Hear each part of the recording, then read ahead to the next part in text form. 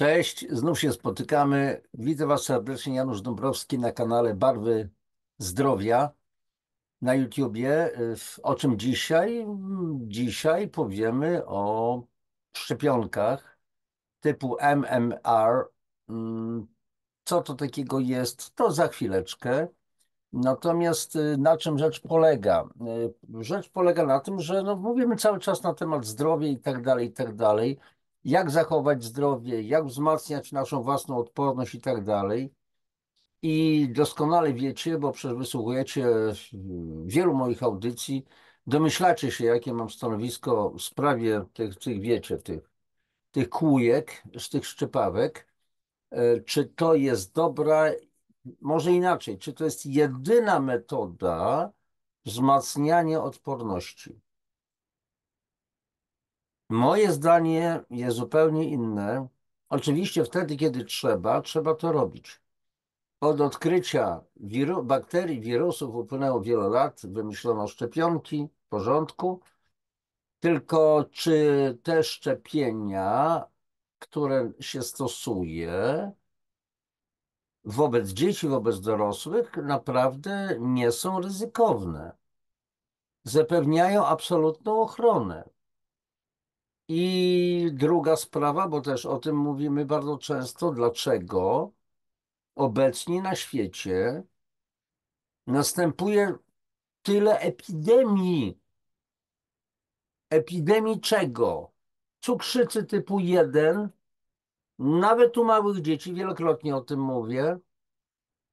Cukrzyca typu 1 jest gorsza niż cukrzyca typu 2, bo cukrzyca typu 2 to jest nabyta w wyniku tego, w wyniku insulinooporności, wielu innych rzeczy, od tego, że po prostu jemy to, nie to, co jemy i zaczynają się schody.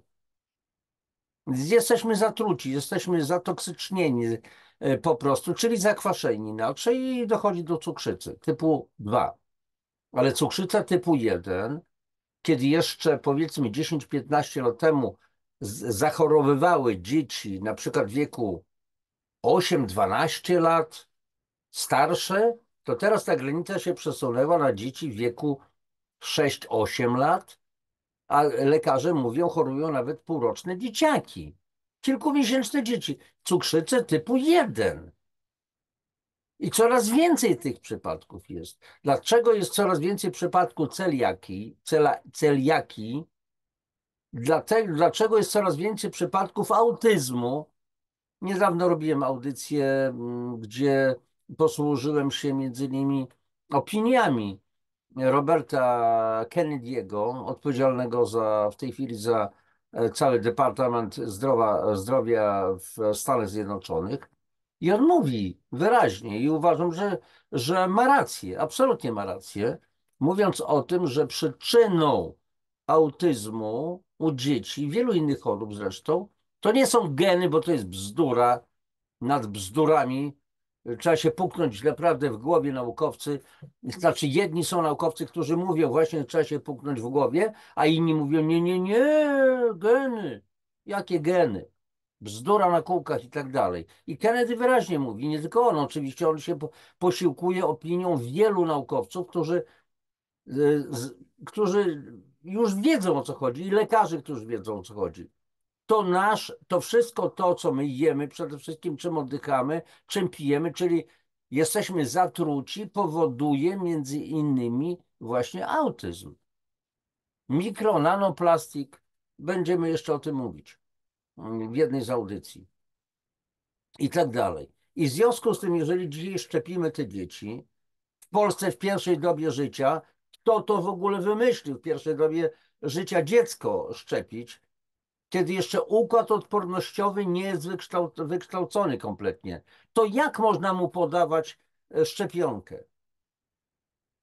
A układ odpornościowy, często o tym mówię, uzależniony przede wszystkim jest od dojrzałego układu pokarmowego.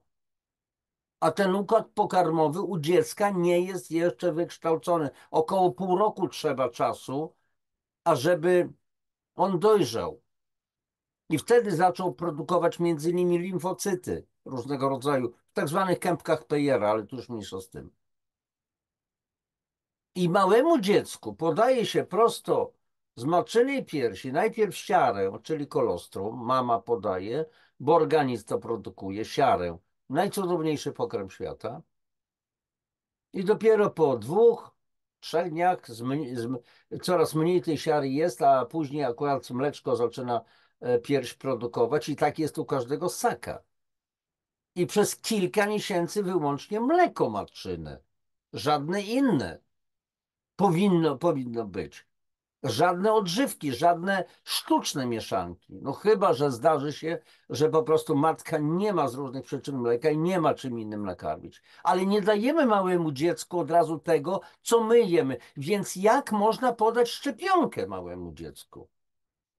Znamy osobiście lekarzy, którzy mówią, to jest jakaś jedna wielka pomyłka, bzdura. Znam na przykład, nie będę wymieniał nazwiska, ale z Siedlec panią doktor, która mówi młodym pediatrom, co wy robicie w ogóle? Kto was tego nauczył? Pomyślcie tylko. No ale mniejsza z tym. Słuchajcie, jak bardzo często to robię, udostępniam ekran i zademonstruję wam pewien artykuł. Już udostępniam. O, tutaj będziemy mieli. A więc będzie oczywiście w opisie audycji link do tego artykułu i tak dalej, więc widzicie tutaj całościówka anglojęzyczna, natomiast mamy również oczywiście translację i tu zobaczcie, że ten artykuł jest zupełnie świeży, 14 kwietnia 2025 rok. To jest z portalu The Defender i tak dalej, więc narażenie na substancje toksyczne, szczepionka MMR, porównanie ryzyka i korzyści. Wybuch odry w zachodnim Teksasie odnowił zainteresowanie szczepionką MMR. Zaraz będzie o tym mowa, co to za szczepionka. W tym pytaniu odpowiedzi Physicians for Informed Consent, czyli lekarzy na rzecz świadomej zgody, udzielono odpowiedzi na pytania dotyczące ryzyka i korzyści szczepionki w porównaniu z wirusem odry. Przeczytam ten tekst. Nie będę może za dużo się ustosunkowywał do treści. Sami wnioski, kochani, wyciągnijcie. Czym jest szczepionka MMR? Szczepionka przeciwko odrze, śwince i różyczce to żywa szczepionka wirusowa wprowadzona na rynek w 1963 roku. Znacznie zmniejszyła ona częstość zgłaszanych przypadków zakażeń odrą, świnką, różyczką, jednak odporność poszczepienna słabnie z czasem. Jakie są skutki uboczne szczepionki MMR? Do częstych działań niepożądanych szczepionki MMR należą gorączka, łagodna wysypka i obrzeg węzłów chłonnych policzkowych lub szyi. Poważniejszym skutkiem ubocznym są drgawki, które występują u około 1 na 640 dzieci zaszczepionych szczepionką MMR. Około 5 razy częściej niż drgawki spowodowane zakażeniem odrą. Chociaż zaobserwowano poważne potencjalne skutki uboczne po szczepieniu MMR, w tym zaburzenia neurologiczne, na przykład encefalopatię, zapalenie opon mózgowo-rdzeniowych, ataksję, poprzeczne zapalenie rdzenia, zapalenie nerwu wzrokowego, stwardnienie rozsiane, zespół Guillaina-Barrego, zapalenie nerwu barkowego i utratę słuchu, choroby autoimmunologiczne, na przykład przewlekłe zapalenie stawów, fibromialgię, czyli bóle mięśniowe nieznanego pochodzenia i zespół przewlekłego zmęczenia.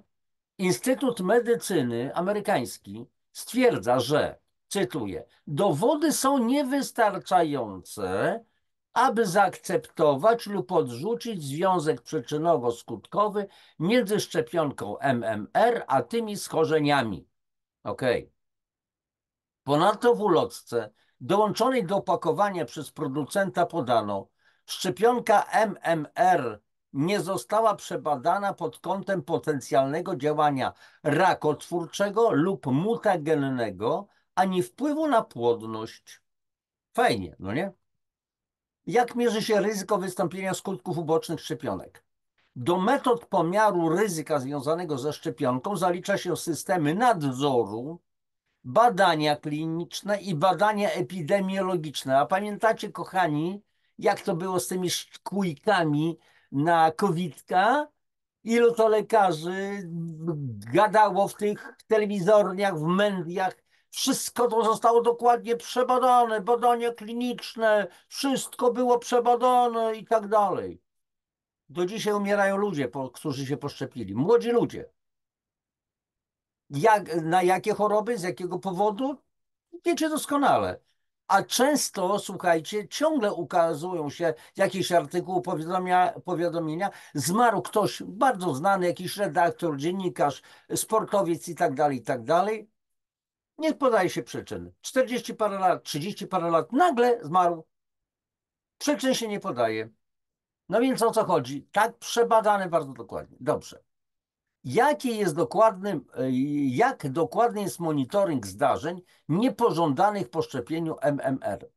Rząd, mowa jest o Stanach Zjednoczonych, śledzi zgłaszane przypadki skutków ubocznych szczepionek za pośrednictwem takiego raportowania, które w skrócie nazwiemy tutaj po polsku WAERS.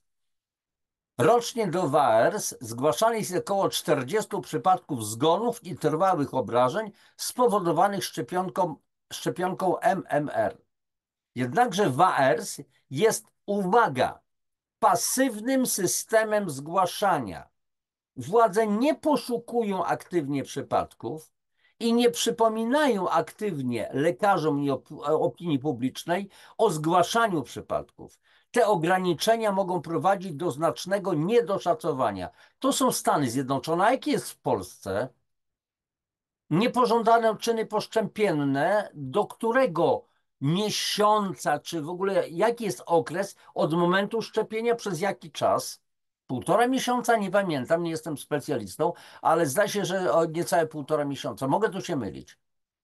A co się dzieje, kiedy zaczynają występować problemy? Znam takie przypadki. Po kilku latach, po 4, po 5, 6 latach nagle pojawi się jakaś dziwna choroba. Dziecko było zdrowe do tamtego czasu i nagle pojawia się choroba.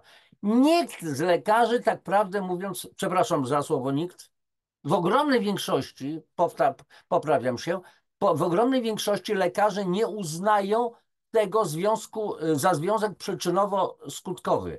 Była szczepawka i teraz dziecko zachorowało na różne choroby. Jednakże Centra Kontroli i Zapobiegania Chorobom, CDC, stwierdzają, że WAERS otrzymuje raporty dotyczące jedynie niewielkiej części faktycznych zdarzeń niepożądanych w Stanach Zjednoczonych. W Polsce jest oczywiście inaczej. W Polsce jest na pewno cudownie. Rzeczywiście zaledwie 1% poważnych skutków ubocznych produktów medycznych jest zgłaszanych do systemu nadzoru biernego, a zaledwie 1,6% napadów padaczkowych związanych ze szczepieniem MMR jest zgłaszanych do systemu WAERS. Ponadto raporty WAERS nie są dowodem na to, że wystąpił skutek uboczny, ponieważ system nie jest zaprojektowany do dokładnego badania wszystkich przypadków. W rezultacie WAERS nie podaje dokładnej liczby skutków ubocznych szczepionki MMR. Fajne. Jak dokładne są badania kliniczne szczepionki MMR? CDC, amerykańska CDC stwierdza, że badania przed dopuszczeniem do obrotu są stosunkowo niewielkie. Zwykle obejmują kilka tysięcy osób i zazwyczaj nie trwają dłużej niż kilka lat. Badania przed dopuszczeniem do obrotu zwykle nie pozwalają na wykrycie rzadkich zdarzeń niepożądanych lub zdarzeń niepożądanych o opóźnionym początku. W przypadku dzieci poniżej 10 roku życia narażonych na normalne ryzyko, to jest z prawidłowym poziomem witaminy A i zakażonych po urodzeniu, roczne ryzyko zgonu lub trwałego kalectwa z powodu odry świnki różyczki przed szczepieniem wynosiło odpowiednio 1 na 1 milion, 1 na 1,6 miliona w przypadku świnki i 1 na 2,1 miliona w przypadku różyczki. Dlatego to jest skumulowane roczne ryzyko wystąpienia śmiertelnego lub powodującego trwałe kalectwo w przypadku którejkolwiek z tych chorób wynosiło około 1 na 500 tysięcy, a ryzyko w okresie 10 lat 1 na 50 tysięcy. Jeszcze raz powtarzam, dotyczyło to przypadków, kiedy dziecko nie było zaszczepione. Kilka tysięcy osób biorących udział w badaniach klinicznych nie wystarczy, aby udowodnić, że szczepionka MMR powoduje mniej trwałego kalectwa lub zgonów niż odra, świnka i różyczka. Ponadto brak odpowiednich badań klinicznych szczepionki MMR skutkował tym, że dane podawane przez producenta na ulotce szczepionki opierały się na biernym nadzorze w zakresie wskaźników niepożądanych reakcji neurologicznych, trwałego kalectwa i zgonów związanych ze szczepionką MMR. W badaniach klinicznych nie bierze się pod uwagę wystarczającej liczby osób, aby udowodnić, że szczepionka MMR stanowi mniejsze ryzyko niż szczepionka przeciwko odrze, śwince, różyczce. Jak dokładne są badania epidemiologiczne dotyczące szczepionki MMR? Badania epidemiologiczne są utrudnione ze względu na wpływ przypadku i możliwych czynników zakłócających, dodatkowych czynników, które mogłyby mieć wpływ na badane grupy. Na przykład w duńskim czasopiśmie New England Journal of Medicine, nie wiem dlaczego w duńskim, przepraszam tutaj za tłumaczenie, no mam taką translację, New England, no więc być może chodziło o duński artykuł w angielskim czasopiśmie New England Journal of Medicine.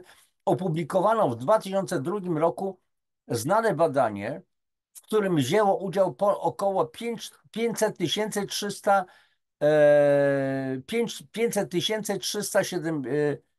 przepraszam bardzo, 500 37 tysięcy dzieci. Badanie miało na celu znalezienie związku między szczepionką MMR a niektórymi zdarzeniami niepożądanymi. Surowe dane w badaniu zostały skorygowane w celu uwzględnienia potencjalnych czynników zakłócających, a badanie nie wykazało związku między szczepionką MMR a zdarzeniami niepożądanymi. Ponieważ jednak nie ma dowodów na to, że szacowane czynniki zakłócające, na podstawie których skorygowano surowe dane, były rzeczywiście czynnikami zakłócającymi, w badaniu nie wykluczono możliwości, że szczepionka MMR zwiększa ryzyko wystąpienia zdarzenia niepożądanego prowadzącego do trwałego urazu nawet o 77%. W związku z tym badanie nie wykluczyło możliwości, że takie zdarzenia niepożądane mogą występować nawet 21 razy częściej niż zgon lub trwałe kalectwo z powodu odry, świnki, różyczki u dzieci z grupy normalnego ryzyka. To znaczy z prawidłowym poziomem witaminy A i zakażonych po urodzeniu i niezaszczepionych. 1 na 2400 w porównaniu do 1 dziecka na 50 tysięcy. To trzeba, słuchajcie, dokładnie, że tak powiem, przemyśleć na spokojnie, porównać te po prostu sobie liczby. Zakres możliwości znalezionych w badaniu pomiędzy danymi skorygowanymi a danymi surowymi sprawia, że wynik jest niejednoznaczny. Nawet duże badania epidemiologiczne nie są wystarczająco dokładne, aby udowodnić, że szczepionka MMR powoduje mniej zgonów lub trwałych obrażeń niż odra, świnka i różyczka, na którą mogą zachorować po prostu dzieci i nie będą zaszczepione. I tutaj słuchajcie, z tego zdania, co wynika chociażby dla nas, z Kowickiem i z tymi innymi historiami, kiedy tylu, jeszcze raz powtórzę, ekspertów wypowiadało się, są dokładnie przebadane. Proszę mi nam pokazać te badania. Jakie badania? No ale my wiemy doskonale, że były takie badania robione i tak dalej. Wszystko odbywało się na tak zwaną gębę. Eksperci występujący w mediach, wielka litera N w środku, media, przysięgali dosłownie prawie, że wszystko było doskonale przebadane. Potem się okazało, jaka była prawda. I dzisiaj coraz więcej tych prawd jest. Czy szczepionka MMR jest bezpieczniejsza niż szczepionka przeciwko odrze, śwince i różyczce? Oddzielne. Nie udowodniono, że szczepionka MMR jest bezpieczniejsza niż szczepionka przeciwko odrze, śwince i różyczce. Ulotka szczepionki budzi pytanie o bezpieczeństwo testów na raka, mutacje genetyczne i upośledzoną płodność. Kochani, skąd się bierze epidemia niepłodności i bezpłodności? Bo bezpłodność a niepłodność to są dwa różne określenia. W Polsce 1,5 miliona polskich par nie może mieć dzieci. Dlaczego? Jesteśmy zatruci, zatoksycznieni. To wpływa na ilość i jakość plemników. Ale to jest inny temat. Mam zresztą playlistę na temat niepłodności. Zajrzyjcie ewentualnie na mój kanał i tam ja przedstawiam wszystko. Chociaż WAERS śledzi niektóre zdarzenia niepożądane, jest zbyt niedokładny, aby mierzyć ryzyko odry świnki różyczki. Badania kliniczne nie mają możliwości wykrywania mniej powszechnych reakcji niepożądanych, a badania epidemiologiczne są ograniczone przez wpływ przypadku i możliwe czynniki zakłócające. Badania bezpieczeństwa szczepionki MMR są szczególnie pozbawione mocy statystycznej. Przegląd ponad 60 badań nad szczepionką MMR przeprowadzony przez Cochrane Library, o ile dobrze prawidłowo tutaj czytam, stwierdza, że projekt i raportowanie wyników bezpieczeństwa w badaniach nad szczepionką MMR, zarówno przed, jak i po wprowadzeniu do obrotu, są w dużej mierze niewystarczające. Projekt i raportowania wyników bezpieczeństwa są w dużej mierze niewystarczające, ponieważ trwałe powikłania, czyli skutki uboczne, odry, świnki różyczki, zdarzają się tak rzadko, szczególnie u dzieci z prawidłowym poziomem witaminy A i zakażonych po urodzeniu. Poziom dokładności dostępnych badań naukowych jest niewystarczający, aby wykluczyć możliwość, że szczepionka MMR powoduje większą liczbę zgonów lub trwałego kalectwa niż sama odra, świnka i różyczka. Mocne. Badanie przeprowadzone w Danii w 2002 roku nie wykluczyło możliwości, że szczepionka MMR może spowodować działania niepożądane prowadzące do trwałej niepełnosprawności 21 razy częściej niż odra, świnka i różyczka. Może być śmiertelna lub prowadzić do trwałej niepełnosprawności u amerykańskich dzieci z grupy normalnego ryzyka. To jest prawidłowym poziomem witaminy A i zakażonych po urodzeniu. Ale co może spowodować szczepionka? Działania niepożądane prowadzące do trwałej niepełnosprawności 21 razy częściej niż odra, świnka, różyczka. Ładnie. I to byłoby na tyle. Tutaj są konkretne dane już po angielsku. Dla tych, którzy świetnie znają angielski, wiedzą, o co chodzi. Przy okazji oryginalne, opublikowane dane przez organizację Physicians for Informed Consent, czyli lekarzy na rzecz świadomej zgody. Zatrzymuję udostępnienie, więc kochani, jak widzicie, warto zadawać pytania i znowu po prostu rozwija się ten temat. Czy tego typu audycje, takie ciężkie energetycznie, mają rację bytu? Czy warto wiedzieć, a ja wolę raczej nie wiedzieć i żyć w nieświadomości. Jeżeli będziemy żyli w nieświadomości, to załatwią nas na cacy. Jeżeli już wiemy, możemy stawiać opór. Mówić, stawiam opór, sprzeciw. Wszystko. Możemy zadawać pytania, możemy męczyć, możemy stawiać mentalny opór i jeżeli coraz więcej z nas będzie, więcej będzie oporu, sprzeciwu w polu kwantowym, w polach świadomości, to będzie coraz lepiej. Dlatego, że wielu lekarzy, wielu badaczy żyje w swojej bańce informacyjnej. Oni są okłamywani i okłamują nas. Jedni świadomi, drudzy nieświadomi. Taka jest prawda. I to będzie wszystko. Jakimś dziwnym trafem, a czy oczywiście, jeżeli mówimy o szczepionkach, tutaj MMR, o małych dzieciach, a przecież postuluje się w ogóle szczepić dziewczynki i chłopców przeciwko HPV. A dlaczego chłopców przeciwko HPV? Czyli chodzi o raka trzonu szyjki macicy? No bo chłopcy są nosicielami, mogą być nosicielami tego wirusa, brodawczaka. Dobrze, tylko dlaczego to poznikały z YouTube'a bardzo ciekawe filmy? Nie zdążyłem ich pościągać, między innymi wypowiedzi jednego z polskich profesorów, nie pamiętam w tej chwili nazwiska, muszę dokładnie sprawdzić u siebie w archiwach, czy przypadkiem nie ściągnąłem tego filmu, gdzie jeden z polskich profesorów, lekarzy wypowiadał się bardzo negatywnie o szczepieniu przeciwko HPV. Bo to powoduje później niepłodność znaczy niepłodność, trwałą bezpłodność i w ogóle przeróżne, straszliwe spustoszenia w organizmach młodych dziewcząt. Były takie przypadki w Brazylii, w Danii i tak dalej, i tak dalej.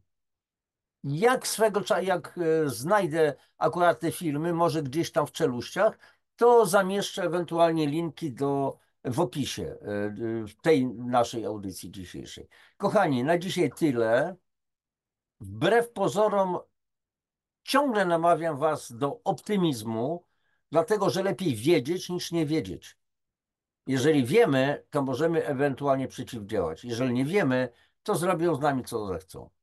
Trzymajcie się, życzę wam wszystkiego najlepszego i oczywiście proszę o subskrypcję, o lajki, o komentarze, o dzielenie się tymi informacjami ze swoimi bliskimi, ze swoimi znajomymi. Cześć, trzymajcie się, papatki.